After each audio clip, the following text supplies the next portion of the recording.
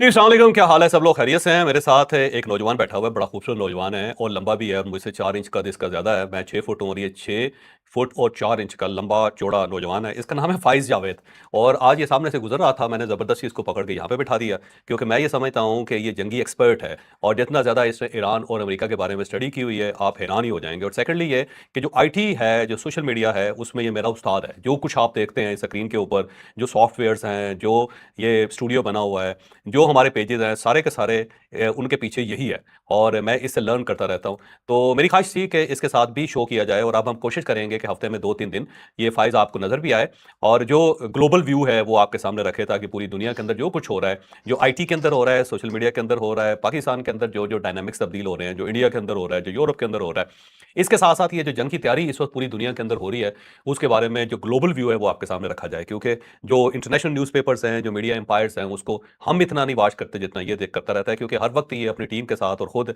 इसी के अंदर इन्वॉल्व रहता है। तो हम खुद क्योंकि इससे सीखते हैं तो हमने कहा कि डायरेक्ट आपके सामने पेश करते हैं तो आइंदा आप इसको इस स्टूडियो के अंदर देखते रहेंगे। तो welcome to the show thank you भाईजान। So much. कैसा लग रहा है आपको?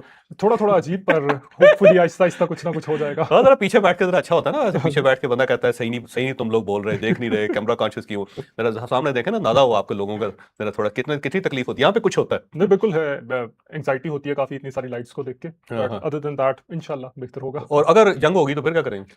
फिर तो कुछ भी नहीं कर सकते मेरे ख़्याल से। अगर हो हाँ। गई जंग तो कोई भी कुछ नहीं कर सकता फिर और तो। अब जंग जो है ना बड़ी करीब होती चली बिल्कुल जा रही ऐसे है, ही है, सॉरी बढ़ती चली जा रही है, सॉरी। बिल्कुल ऐसे ही है। तो आज बिल्कुल। का जो व्लॉग है उसके अंदर बहुत सारी चीज़ें आपके सामने रखते हैं। एक तो मेरा ख़्याल ये है कि पाकिस्तान के पास अब बड़ी मुश्किल से गोल्डन टाइम आया है, एक गोल्डन इसके पास अपॉर्च्युनिटी आई है कि ये आईएमएफ और वर्ल्ड बैंक के सारे कर्ज़े अदा कर सकता है। और अगर हम ये नहीं करते इस वक़्त तो हमसे बड़ा बेवकूफ़ कोई नहीं होगा। उसकी वजह ये है कि पाकिस्तान इस वक़्त सेंट्रल स्टेज के ऊपर है। सऊदी अरब पाकिस्तान के साथ उसकी एक कमिटमेंट है और एक दफ़ाई मुआहदा हुआ है और उसमें उसने ज़ाहिर है $5 बिलियन हमारे स्टेट बैंक के अंदर रखे हैं। दूसरा अमेरिका से हमने $10 बिलियन मांगा हुआ है और मुझे लगता है कि अमेरिकन $10 बिलियन भी हमारे स्टेट बैंक के अकाउंट में डाल देंगे क्योंकि उसके बगैर ज़ाहिर है मामला आगे नहीं बढ़ सकेगा। और अब कुवैत जो है वो उसके साथ भी हमारा मुआहदा हो गया है और वो भी डेफिनेटली जब हम उनकी सपोर्ट करेंगे तो उसको कुछ ना कुछ अदा करना पड़ेगा।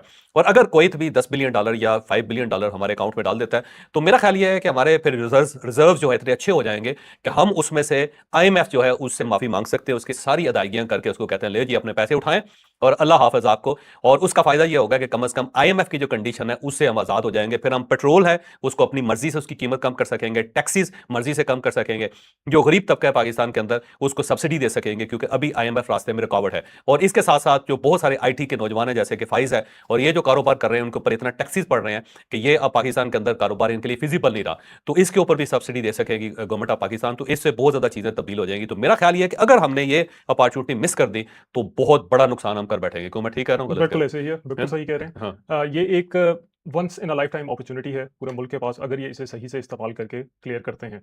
अदरवाइज़ जो आईएमएफ का बर्डन है वो ऑफ कोर्स रहेगा। फाइनेंशियल इंस्टीट्यूशंस जो हैं वो ही लीड करेंगे आपकी पॉलिसी को। अगर आप चाहते हैं कि खुद मुख्तार एक इंडिविजुअल पॉलिसी बना सकें, हम्म। तो उसके लिए ज़रूरी है कि सबसे पहले वर्ल्ड बैंक, आईएमएफ इस तरह के सारे इदारों से जान छुड़वानी पड़ेगी। हाँ, शौकत अजीज के दौर का मैं बल्कि बड़ा मजे का आपको वाकया बताता हूँ कि जब ये पाकिस्तान जंग लड़ रहा था अफगानिस्तान के साथ और उस वक्त सारे दुनिया को पाकिस्तान की ज़रूरत थी। जनरल प्रेम मुशर्रफ का दौर था, शौकत अजीज साहब जो थे उस वक्त प्राइम मिनिस्टर थे और उस वक्त पाकिस्तान के अकाउंट में इतने पैसे आए जो ज़ाहिर है हम फैसिलिटेशन हम कर रहे थे अमेरिकन फौजों को, अमेरिकन और नेटो नेटो फोर्सेस को। तो उस वक्त हमारे अकाउंट में इतने पैसे आ गए कि एक मरतबा शौकत अजीज साहब अमेरिका गए और वहाँ पे वर्ल्ड बैंक के जो नुमाइंदे थे, वर्ल्ड बैंक के नहीं आईएमएफ के नुमाइंदे वहाँ पे आए और वहाँ पे उनकी को आपस में थोड़ी सी तू तुकार होगी, आपस में इनके दोनों की लड़ाई होगी। और इस दौरान जो वर्ल्ड बैंक जो सॉरी आईएमएफ का जो नुमाइंदा था उसने कहा जी आप हमारे पैसे दे दें, अगर आप इतना ही आप समझते हैं कि इतने तुरम खाने तो पैसे दे दें। तो दोबारा शौकत अजीज साहब ने पूछा कि अगर हम पैसे देना चाहें तो हो सकते हैं, उसने कहा हाँ दे पैसे लाएं अभी लेके आए। तो बड़ी दिलचस्प बात यह है कि शौकत अजीज ने अपनी जेब से चेक निकाला आईएमएफ का और उनके सामने रख दिया क्योंकि वो पूरी तैयारी करके गए हुए थे। और जब उन्होंने चेक देखा तो वो उनके तोते उड़ गए क्योंकि ये तो एक बिल्कुल डिफरेंट किस्म का सिनेरियो था। उन्होंने कहा जी आप लें, तो उन्होंने कहा नहीं नहीं नहीं ये इस तरह नहीं हो सकता, इसकी पेमेंट का तरीका। उसने कहा नहीं नहीं अभी आपने कहा था कि चेक दें, तो ये चेक जो है ना हाजिर है। तो चेक वो लेकर साथ गए हुए थे और उस वक्त ये सुनहरी टाइम आया था जिसमें पाकिस्तान आईएमएफ से और वर्ल्ड बैंक के सारे कर्जे अदा करके इंडिपेंडेंट हुआ था और उस इंडिपेंडेंस का पाकिस्तान ने बहुत अरसे तक उसको एंजॉय किया। तो इसी टाइप का मेरा ख्याल है वक्त आ गया हुआ है। फील्ड मार्शल की सफारतकारी ने कमाल कर दिया हुआ है, प्राइम मिनिस्टर, ये दोनों क्योंकि एक पेज पे ऊपर है। तो अब जो कुछ भी हो रहा है बड़ा गोल्डन टाइम है, अगर पाकिस्तान ये कर लेता है तो कमाल ही कर लेगा। बहरहाल आज के वीलॉग की तरफ आते हैं। एक तो ईरान के 3 दुश्मन इस वक्त वाशिंगटन में इकट्ठे हुए हुए हैं, ये तीनों दुश्मन क्या है और ये क्या प्लान कर रहे हैं, ये हम आपको इस व्लॉग में बताएंगे। पाकिस्तान में भी जंग की तैयारी शुरू होगी और बड़ी खौफनाक किस्म की तैयारी शुरू होगी। और पहला टेस्ट जो है ना जंग का, वो मैं आपको बताने लगा हूं कि जब जंग के लिए तैयारी करता है एक मुल्क तो क्या करता है। और उसके साथ साथ दो काम पाकिस्तान ने इसी एक हफ्ते के अंदर किए हैं। वो दो काम क्या है जिसकी वजह से महसूस होता है कि हम तैयारी कर रहे हैं, ये भी आपको इस व्लॉग में बताया जाएगा। और सऊदी अरब पर एक अरबी मुल्क से भी हमला हो गया है। ये सऊदी अरब के साथ दुनिया करना क्या चाहती है, ये लोग क्या करना चाहते हैं, ये भी आपको इस व्लॉग में बताएंगे। और ये भी बताएंगे कि पाकिस्तान इसके जवाब में क्या करेगा। और आपना हुर्मस के तनाज़े के हल की एक नई तजवीज़ आई है, लेकिन क्या यह तजवीज़ दुनिया कबूल करेगी या नहीं करेगी। डोनाल्ड ट्रंप ने कहा है कि जनाब आज के बाद ईरान को हम मुज़ाकरात से या मामलात से बाहर नहीं निकलने देंगे। ये ट्रंप साहब ने क्यों कहा, यह भी आपको इस व्लॉग में बताया जाएगा। लेकिन व्लॉग की तरफ जाने से पहले मेरी आपसे रिक्वेस्ट है कि चैनल को सब्सक्राइब जरूर कीजिएगा और ये जो बेल आइकन है इसको जरूर प्रेस करें ताकि नोटिफिकेशन आपको मिलता रहे। जो ताज़ा तरीन सूरत है वो आपके सामने रखते हैं, क्योंकि अभी ये नौजवान थोड़ा सा घबराया हुआ बैठा हुआ है, इसको समझ नहीं आ रही कि ये क्या करना चाहिए। लेकिन देखें थोड़ी देर पे हम इनके साथ करते क्या है। तो बहरहाल एक तो सर एक्शन कमेटी जो इस वक्त ज़ाहिर रावला कोर्ट के अंदर बैठी हुई है, वहाँ पे बहुत बड़ा फसाद उनकी तरफ से फैलाया गया है। और वहाँ जो छतें हैं उसके ऊपर असला बरदार लोग वहाँ पे खड़े हैं और उनके पास अजीबो गरीब सी राइफल्स हैं जिसके जरिए प्रॉपर वो लोगों को टारगेट करके उनको शूट करने की कोशिश कर रहे हैं। और ये एक फुटेज जो है ये बनाई गई है ड्रोन के जरिए, और उसके अंदर आपको हालात वहाँ पे नजर आ रहे हैं कि ये लोग कहते हैं कि हम एक पूरा मन किस्म का एहतजाज कर रहे हैं, जबकि पूरा मन एहतजाज नहीं है। छतों के ऊपर असला लेके चढ़े हुए हैं और वहां पे प्रॉपर इनको हर किस्म की इमदाद भी दी जा रही है। और ये सिर्फ अकेले नहीं है वहां पे, बल्कि कहा जाता है टीटीपी भी इनके साथ है। ये हालात वहां पे बहुत ज्यादा खराब है। और एक नौजवान लड़के की वीडियो में मैं देख रहा था जिसने कहा कि हमें 1-1 करोड़ रुपए की ऑफर हुई थी कि आप 1 करोड़ रुपए ले लें और उसके बाद आप रेंजर्स के ऊपर आप गोली चलाएंगे। और अब रेंजर्स, एक रेंजर जो शहीद हो चुका है, 3 जख्मी हैं और इस वक्त रावला कोर्ट के अंदर ऑपरेशन जारी है। मुझे लगता है कि एक आध दिन के अंदर रावला कोर्ट को मुकम्मल तौर पर क्लीन कर दिया जाएगा ताकि इलेक्शन का जो अगला मरहला है वो कामयाब हो सके। इसके साथ साथ आजाद कश्मीर इलेक्शन का जो पहला मरहला है वो मुकम्मल हो गया है। 13 हल्के मीरपुर के जो वहां पे इलेक्शन हुआ है उसमें नून लीग ने 9 सीटें हासिल कर ली हैं, पाकिस्तान पीपल्स पार्टी ने 4 सीटें हासिल की हैं। ये मीरपुर, कोटली और भिंबर के अजला, इनके अंदर ये इलेक्शन हुए हैं। लेकिन इसके साथ ही पाकिस्तान पीपल्स पार्टी ने इसके ऊपर धांधली का इल्जाम भी लगा दिया। उन्होंने कहा जी ये नून लीग ने धांधली करवाई है और मरियम नवाज वहां पे बैठी हुई हैं और इन्होंने गुंडागर्दी की है। और बल्कि राजा परवेज अशरफ साहब की मैं तकरीर सुन रहा था जिसमें उन्होंने कहा कि कोटली का जो इलाका है जहां पे ये लड़ाई हुई है वहां पे क्योंकि एक बंदा भी मारा गया तो वहां पे फौज की निगरानी में दोबारा इलेक्शन करवाया जाए। तो पाकिस्तान पीपल्स पार्टी की तरफ से इस इलेक्शन को तस्लीम नहीं किया जा रहा, बल्कि बिलावल भुट्टो साहब ने भी बड़ी धुआंधार तकरीर करके कहा है जी कि यहाँ पे धांधली हुई है। अब मेरा नहीं ख्याल कि पाकिस्तान के अंदर कभी कोई एक ऐसा इलेक्शन हो सकेगा जिसके अंदर ये धांधली का इल्जाम ना लगे और ये कहा जाए कि जनाब बड़ा जबरदस्त किस्म का इलेक्शन हुआ है और हम इसके ऊपर यकीन करते हैं। पता नहीं वो दिन कौन सा आएगा, आपको यकीन है कभी आएगा? मुश्किल है, मुश्किल लगता है। अब तो ये पेट डायलॉग हो गया हुआ है हर इलेक्शन के साथ-साथ जो हम कहते हैं। इलेक्शन के रिजल्ट बाद में आते हैं, धांधली का इल्ज़ाम पहले आ जाता है काफ़ी पहले आ दफ़ा। जाता, वो हमने सोच लिया हुआ है कि ये धांधली जो है ना लाजमी होगी। होगी ही होगी, हाँ, हर जैसे हमने दफ़ा। ये सोच लिया हुआ है कि दूध जो है ना खालिस नहीं हो हाँ, सकता, जैसे हमने बिल्कुल, सोच लिया कि घी खालिस नहीं मिल सकता, बिल्कुल ऐसे जैसे ही। हमने सोच लिया कपड़ा पूरा नहीं मिलेगा, है ना? जैसे हमने तो सोच लिया हुआ है कि हमारी नमाज पता नहीं हुई है या नहीं हुई। कबूल हुई है नहीं। हाँ, सेम इसी तरह हमने ये सोच लिया हुआ है कि इलेक्शन ठीक इलेक्शन नहीं, हर दफ़ा इलेक्शन में धांधली होगी किसी इलेक्शन में तरह धांधली से। होगी। तो लिहाजा वो अगर इलेक्शन ना भी हो तो तब भी इल्जाम लग जाता है कि धांधली होगी बिल्कुल सर। ऐसे ही है। बल्कि हमारे एक आलिम दीन थे अल्लामा तारुल कादरी साहब, जो जी, तो वो पहले ना पीटीवी पे उन्होंने प्रोग्राम शुरू किया हुआ था। तो एक बार उन्होंने प्रोग्राम रिकॉर्ड किया और उसके बाद उस दिन वो प्रोग्राम चल नहीं सका। लेकिन नेक्स्ट डे तो उस ज़माने में ना ये खत आते होते, खत लिखा जाते थे। तो अगले दिन ना पीटीवी के दफ्तर के अंदर को हज़ारों की तादाद पे खत आ गए कि जी अल्लामा तारुल कादरी साहब का हमने प्रोग्राम देखा और क्या ज़बरदस्त और शानदार प्रोग्राम था और इन्हें बार-बार आप टीवी पे बुलाया करें ताकि कौम इनसे मुस्तफ़ीद हो वो सके। मेरे ख्याल से कैंपेन होगी, कैंपेन की डेट बस इनकरेक्ट हो गई थी। उन्हें पहले ही खत लिख के भेजे हुए थे कि उस दिन जी, प्रोग्राम जनरल चल रहा है तो तो पहले हज़ारों खत की होने तादाद में खत होने चाहिए। तो हज़ारों की तादाद में अल्लामा साहब ने खत पहले ही तैयार किया और वो प्रोग्राम चला ही नहीं था। तो फिर सेम बड़े इसी फिर तरह मसूल हो गए। इलेक्शन हो ना हो धांधली का इल्जाम पहले से धांधली हो जाती है। धांधली का इल्जाम पहले से तैयार होता है। इसके साथ साथ प्राइम मिनिस्टर ऑफ पाकिस्तान ने पाकिस्तान में पेट्रोलियम के ज़खायर बढ़ाने का ऐलान कर दिया, हुक्म दे दिया। उन्होंने कहा स्ट्रेटेजिक ज़खायर जो है पेट्रोलियम के उन्हें फौरी तौर पर बढ़ाया जाए और पाकिस्तान की जो रिफाइनरीज है उनको अपग्रेड किया जाए और एनर्जी सेक्टर में भी इस्लाहात की जाए ताकि यहाँ पे आने वाले दिनों में मसाइल जो है वो कम से कम हो जाए। और साथ ही पाकिस्तान ने कहा है कि वज़ीर आज़म साहब ने कहा कतर, सऊदी अरब और इसके साथ खलीजी ममालिक जो वहाँ पर रोड शोज किए जाए।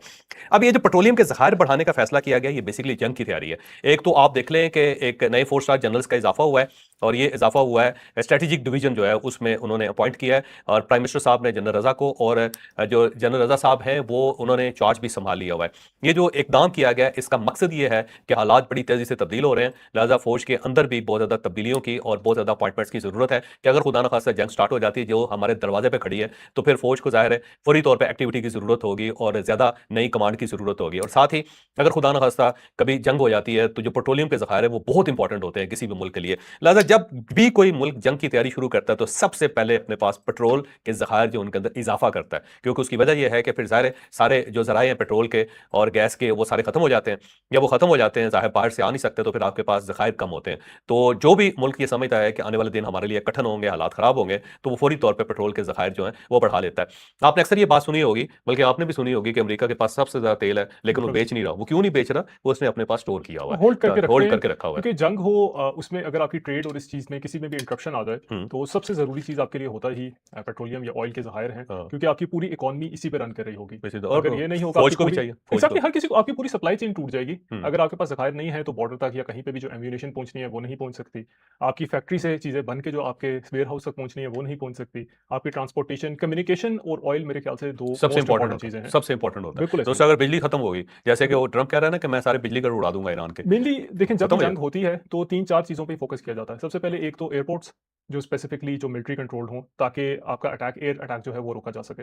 सेकंडली आपके ऑयल की पाइपलाइंस, उन्हें डैमेज किया जाता है। थर्डली आपके आते हैं कम्युनिकेशन के टॉवर्स, क्योंकि हुँ, कम्युनिकेशन डिसरप्ट हो गई तो अगेन आपकी सारी इंडस्ट्रीज़ हॉल्ट पे हो जाएँगी। आपकी बैंकिंग इंडस्ट्री हॉल्ट पे हो जाएगी। अभी बल्कि हमने देखा था जब दुबई पे, यूएई पे अटैक्स हो रहे थे, तो उसमें डाटा सेंटर्स पे अटैक हुआ था। अमेज़न डाटा पे। अमेज़न के डाटा सेंटर।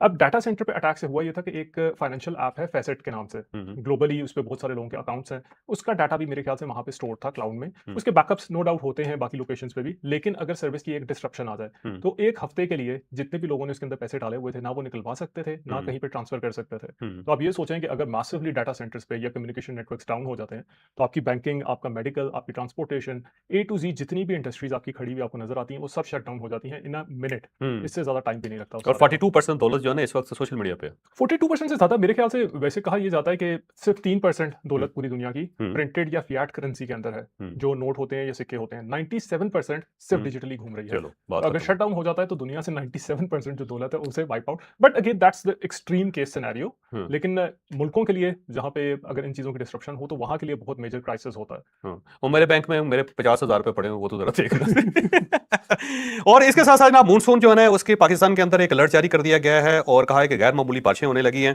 और ये हो रही हैं 29 जुलाई से, यानी कल से ये होने लगी हैं और 5 अगस्त तक, और साथ ही बहुत खौफनाक किस्म का सिलसिला है जिसके अंदर लैंडस्लाइडिंग का खतरा है और उसके साथ-साथ अर्बन फ्लडिंग जो है उसका भी बहुत ज़्यादा खतरा है। केपी और शुमाली इलाकों में बारिशें बहुत ज़्यादा होने लगी हैं। तो पाकिस्तानियों तैयार हो जाओ, क्योंकि हालात जो हैं खराब होने लगे हैं। इस वक्त पंजाब के अंदर जो हालात हैं आप अंदाज़ा नहीं कर सकते, क्योंकि हमने पेशबंदी करते नहीं है। पूरा साल हम आराम से बैठे रहते हैं और फिर उसके बाद चाहते हैं कि गवर्नमेंट एक्ट हो और पानी को निकाले। गवर्नमेंट कैसे निकाले भाई? पानी तो आपने खुद अपने घरों में दाखिल होने का रास्ता दिया पानी को कि आ इधर हमारे पास।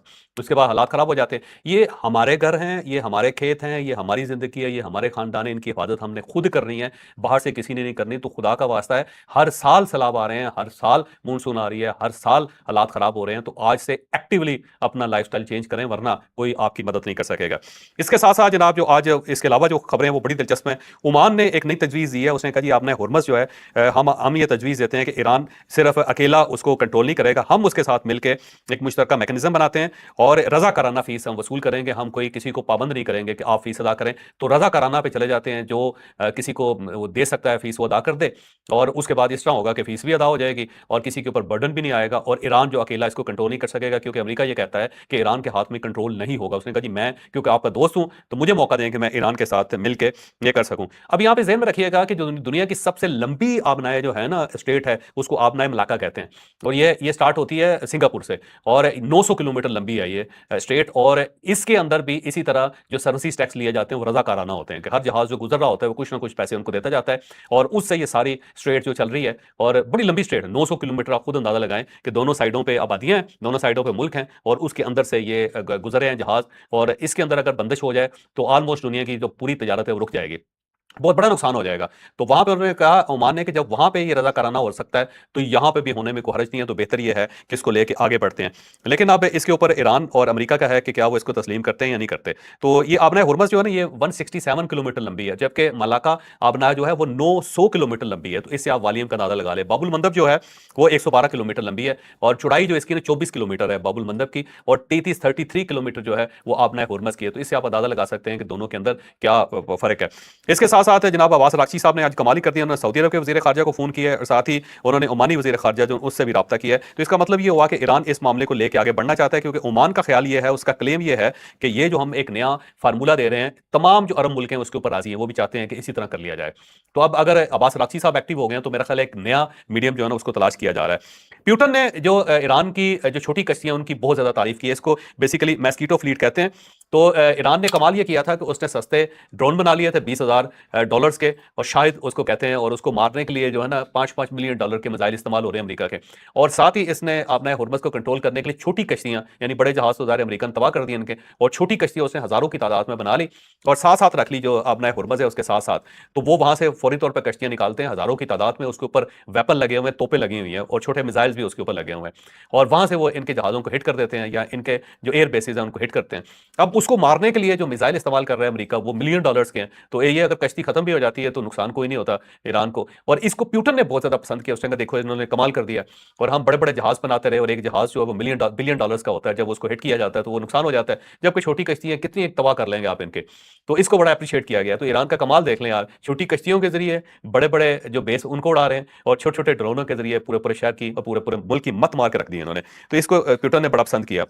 वहाँ पर टाइम कम है, बड़ी स्पीड से मैं कर रहा जी, हूँ। जी। और ईरान ने अमरीकी जो तजावीज़ है उसको मुस्तरद कर दिया है। ये काज़म गरीबाबादी जो उनका उनका मैसेज आया, उन्होंने कहा जी कि जब इस्लामाबाद के अंदर हमारे डायलॉग हो रहे थे तो ठीक चल रहे थे, लेकिन अचानक अमेरिका ने बेजा किस्म के मुतालबात शुरू कर दिए जो हमारे वक्त के लिए काबिल कबूल नहीं थे। इस दौरान फिर उन्होंने धमकी दी कि अगर आप हमारे ये मुतालबात नहीं मानेंगे तो हम यहाँ से वापस चले जाएंगे। और अभी हम इसके बारे में सोच ही रहे थे तो इन्होंने अपना वक्त लिया और चले गए, निकल गए, उससे ये क्राइसिस पैदा हुआ। और साथ साथ उसने कहा जी कि ओमान का वक्त इस जंग के दौरान आया था और उसने कहा था कि आप नए हुर्मस खोल दें और डायलॉग स्टार्ट करते हैं। तो हमने कहा जी डायलॉग हो या ना हो, लेकिन आप नए हुर्मस नहीं खुलेगा। तो हमने ओमानियों को इनकार कर दिया था। हम आज भी जो अमेरिकी तजावीज़ हैं उसको मानने के लिए तैयार नहीं है। तो ईरान की तरफ से फौरी तौर पर इनकार हो गया। साथ ही जनाब इराक से एक हमला हुआ है सऊदी अरब के ऊपर। ये IRI इनका इराकी इस्लामी मजामती ग्रुप है, ये मलेशिया एक, और इसको ईरान बैक कर रहा है, जिस तरह फौजियों को बैक कर रहा है बिल्कुल इसी तरह इराक के अंदर भी ये मलेशिया है। और इसने सऊदी अरब का एक शहर है अल बकीक, उसके ऊपर इसने ड्रोन हमला किया और वहां पे एक क्योंकि ऑयल रिफाइनरी है तो उसके ऊपर उसको बड़ा नुकसान पहुंचा और वहां से इस वक्त भी धुआं उठ रहा है। लेकिन जो IRI है उसने इनकार कर दिया, उसने कहा जी हमने कोई हमला नहीं किया। सऊदीज को चाहिए कि वो असल मकाम जो है उसको तलाश करें, हमारा इसके अंदर कोई कसूर नहीं है। लेकिन सऊदीज और बाकी जो सैटेलाइट्स इस वक्त इमेजेस हैं वो साबित करते हैं कि ये हमला इराक से ही हुआ है। अब अगर आप खुद अंदाजा लगाएं कि एक साइड पे इराक है, दूसरी साइड पे यमन है, और अगर यमन से हौजी हमला कर देते हैं और इस साइड से इराक से और ये IRI हमला कर देती है तो सऊदी अरब के लिए खासे मसाइल बढ़ जाएंगे। तो पाकिस्तान ने इसकी बड़ी मजम्मत की है। अब देखते हैं कि आने वाले दिनों में आगे क्या होता है, क्योंकि ये एक खतरनाक किस्म की सूरत निकल आई है। और साथ ही इराक के जो नई प्राइम मिनिस्टर हैं उन्होंने इसके बारे में तहकीकात करने का फैसला कर लिया। उन्होंने हुक्म दिया अपने इदारों को कि फौरी तौर पर तहकीकात की जाए। इसके साथ साथ जनाब आलमी मार्केट में तेल की कीमत कम हो गई है, $86.89 जो है उसके ऊपर आ गया, और ये बहुत कम है। लेकिन पाकिस्तान के अंदर जो खुशखबरी रात को सुनाई गई थी, ₹1 पेट्रोल की कीमत में कमी की गई थी और वहां बड़ी तेजी से पेट्रोल नीचे आ रहा है। साथ ही ईरान की तरफ से यह डिक्लेयर किया गया है कि जनाब इस जंग की वजह से हमारे तेल और गैस की जो कैपेसिटी है उसके अंदर बहुत फर्क पड़ा है। 230 मकाफ मीटर जो गैस है वो कम हो गई है, उसकी सलाहियत कम हो गई है। तो अब हम अगर तेल या गैस प्रोवाइड भी करना चाहें दुनिया को तो उस लेवल पे हम नहीं कर सकेंगे, और इसका कसूरवार जो है अमेरिका है।